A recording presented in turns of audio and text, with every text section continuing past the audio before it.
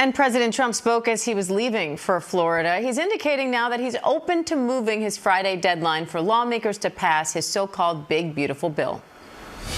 You want to keep it to the July 4th? You're open on that. I'd love to do July 4th, but I think it's very hard to do July 4th. It was 2 months ago. I would think maybe July 4th, but somewhere around there.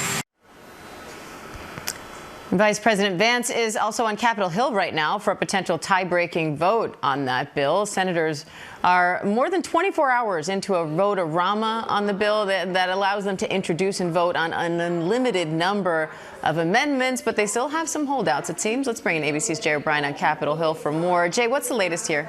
Yeah, Diane, this vote-a-rama now going on for just about 24 hours. It is officially the longest in Senate history with the most amendments of any vote-a-rama in Senate history. Remember, these are amendments that largely Democrats were trying to tack onto this bill to try to change the very nature of it. But there were a few Republican amendments at the 11th hour that have also changed this bill, and some side deals, some backroom deals being cut to try to get that Republican support that Leader John Thune needs to get this bill over the goal line. And it's unclear if he's got those votes at this hour. So what we're really watching are those two moderates, Lisa Murkowski of Alaska, Susan Collins of Maine. Remember, John Thune can only afford to lose 3 Republicans, and if there are 3 no votes, that's when J.D. Vance, the vice president, would come in to break that tie. The vice president is here in the Capitol, prepared to be called into service to do just that. There are already 2 Republicans who are firm no votes. Tom Tillis, who opposes the Medicaid cuts in this bill, and Rand Paul, who's got a series of fiscal issues with this. And what we've seen with Lisa Murkowski is this kind of last-minute scramble to create a deal that would appeal to her to insert some last-minute language into this bill, in particular to try to protect Alaska specifically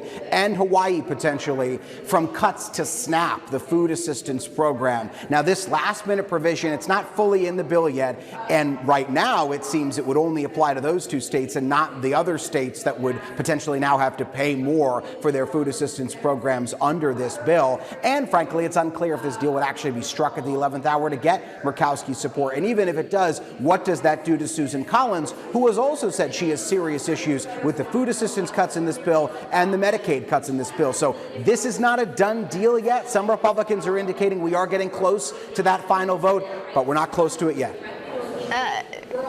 Jay, the bill is still facing some key Republican holdouts. The big concern seems to be the national debt and health care, Medicaid mainly. What changes do they want to see? So when you look at that Rand Paul coalition, those are the biggest concerns over debt and spending, et cetera. And they're not going to make those changes to get Rand Paul, for instance, back on board. Paul wants the debt ceiling raise being struck out of this. At the moment, that doesn't look like a likelihood, although I can tell you, as the night has gone on and the night turned into the early morning in this long vote-a-rama, Republicans started to kind of look at every shade of an option on how to get the votes that they need to get this over the goal line. But if this ultimately does get out of the Senate, Diane, it's still going to have some serious problems in the House. This bill raises the national debt, according to the Congressional Budget Office, by roughly $1 trillion more than the House version of this bill did. $3.3 trillion of a raising of the deficit is the current estimate of CBO for this Senate bill. That is going over like a lead balloon with fiscal hawks in the House Republican conference. And so ultimately, if this gets out of the Senate, Speaker Johnson has got his work cut out for him and already is seeing mounting opposition in his own ranks when this bill ultimately gets ping-ponged back to the House. The picture here, is this turning into a pajama party? Are people still walking around in robes and slippers here? People haven't slept. Someone was wearing like a blanket as they walked into the chamber. I think it was Lisa Murkowski, if I recall. You can see who hasn't slept by those who are, wearing sweaters, wearing blankets. Their hair is unkempt like mine was earlier today. Maybe they've slept on the floor. All right, Jay O'Brien, thank you.